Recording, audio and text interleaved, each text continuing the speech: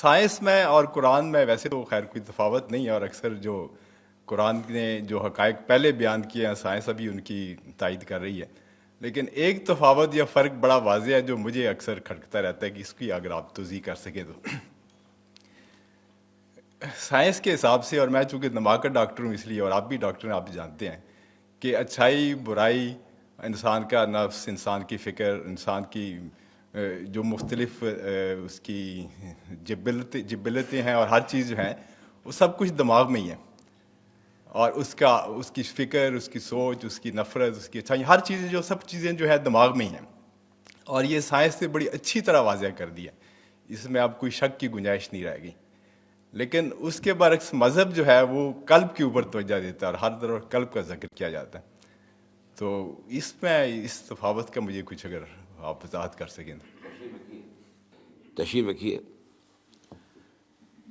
بہت اہم سوال ہے، اور سائل بھی چونکہ بہت پڑھے لکھے ہیں، سائنسدان ہیں، استاد ہیں، اس لیے بھی اس سوال کی اہمیت زیادہ ہے۔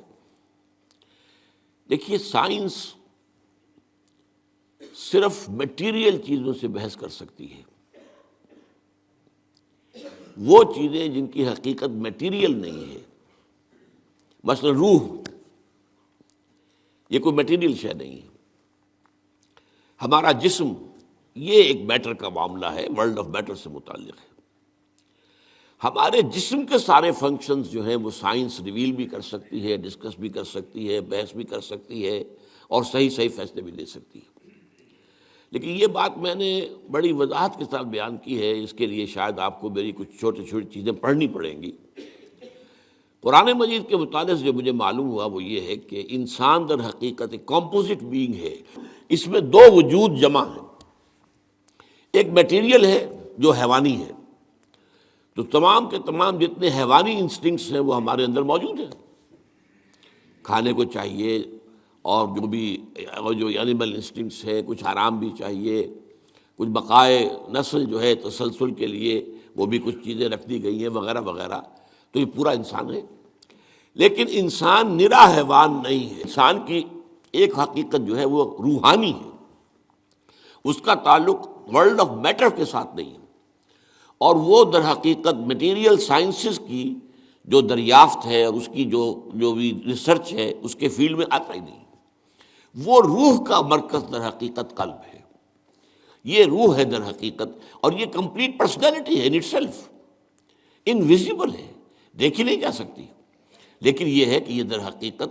اور اس کی تخلیق ہمارے ان جسموں کی تخلیق سے بہت پہلے ہوئی تھی، بہت پہلے، یعنی جس کو کہ یہ کہتے ہیں بگ بینگ۔ بگ بینگ سے میٹر اور میٹیریل یونیورس جو ہے اس کا آغاز ہوا ہے۔ پرائر ٹو دیٹ فرشتے اور ارواح انسانیہ اس سے پہلے پیدا کیے گئے، اور وہ نور سے پیدا کیے۔ انہی دنوں میں نے حدیث کے درس کے ضمن میں بھی اس کی تفصیل بیان کی، حدیث نمبر 4 جو 40 نبوی میں ہے۔ تو یہ روح اور حیوان، اور حیوان میں جسم کا اور اس کے ساتھ جان بھی، حیوان تب بنتا ہے جبکہ وہ انسان، وہ جو اس کا جسم اور جان دونوں سمجھے۔ عام مغالطہ ہمارے ہاں یہ ہے کہ یہ روح کے معنی ہے جان، نہیں، جان تو کتے میں بھی ہے، بلے میں بھی ہے، جان تو گھاس کا جو لگا ہوا ہے پتا، اگر وہ کٹا ہوا نہیں ہے اپنی جڑ سے تو اس میں بھی جان ہے۔ تو جان تو آپ کو معلوم ہے ہر شے کے اندر موجود ہے۔ اور یہ جو حدیث میں آتا ہے کہ جب رحم مادر میں امبریو جو ہے 120 دن کا ہوتا ہے تب اس میں روح پھونکی جاتی ہے، یعنی اس سے پہلے جو ہے 120 دن تو کیا وہ بے جان تھا؟ اب ظاہر بات ہے ڈاکٹر صاحب سے بڑھ کر کون جانے گا اس کو کہ وہ تو جو سپرمیٹوزوون تھا وہ بھی جاندار تھا، جو اووم آیا تھا ماں کا فیلوپین ٹیوب کے اندر وہ بھی جاندار تھا، دونوں کے ملاپ سے زائگوٹ بنا وہ بھی جاندار ہے۔ اور یہ ایک جو ہے نشو و نما پا رہی ہے چیز جو کہ زندگی کی سب سے بڑی علامت ہے، وہ جو ہے 120 دن تک اس نے ڈیولپمنٹ کی ہے، جس کو قرآن مجید کہتا ہے نطفہ ہے، پھر نطفے کے بعد جو ہے وہ مضغہ ہے، علقہ ہے، ان ساری سٹیجز کے بعد پھر روح پھونکی جاتی ہے۔ وہ روح ہے در حقیقت کہ جو بہت آغاز میں پیدا کر دی گئی تھی، اور اس کے بعد اس کو ایک نیند سلا دیا گیا۔ اس کے بعد جیسے جیسے رحم مادر کے اندر وہ جنین تیار ہوتا ہے تو 120 دن کے بعد اس کی روح جو وہاں موجود ہے پہلے سے، پرائر ایگزسٹنس اس کی ہے، وہ لا کر اس میں پھونک دی جاتی ہے۔ یہ اصل میں حصہ دین کی حکمت کا ایسا ہے جو آج کل عام طور پر بالکل نگاہوں سے اوجھل ہو گیا۔ عام طور پر تو ہمارے اچھے اچھے علماء اور جدید مفکرین خاص طور پر روح کے علیحدہ وجود ہی کے قائل نہیں ہیں۔ اب یہ روح کا اگر علیحدہ وجود نہیں ہے تو آپ دیکھیے سورہ اعراف کے اندر فرمایا کہ تم سب نے ہم سے عہد کیا تھا الستو بربکم قالوا بلا، وہ کون تھے سب؟ ظاہر بات ہے اس وقت تک تو ابھی تمام انسان تو ایک وقت میں جمع نہیں ہو سکتے تھے، وہ تو یہ کہ عین اس وقت جب کہ وہ ارواح کے عالم کے اندر پیدائش ہوئی ہے سب کے سب موجود تھے، حضرت آدم کی روح سے لے کر اور آخری آدمی جو انسان دنیا میں آئے گا اس کی روح، یہ سب موجود تھے، اور ان سے سوال ہوا الستو بربکم، اور جواب ہوا قالوا بلا۔ اور پھر ایک دن آئے گا قیامت کے دن، پھر تمام نوع انسانی پھر جمع ہوگی اللہ کے حضور میں، اور اللہ فرمائے گا، سورہ کہف کے الفاظ ہیں لقد جئتمونا کما خلقناکم اول مرہ، آ گئے ہو نا ہمارے پاس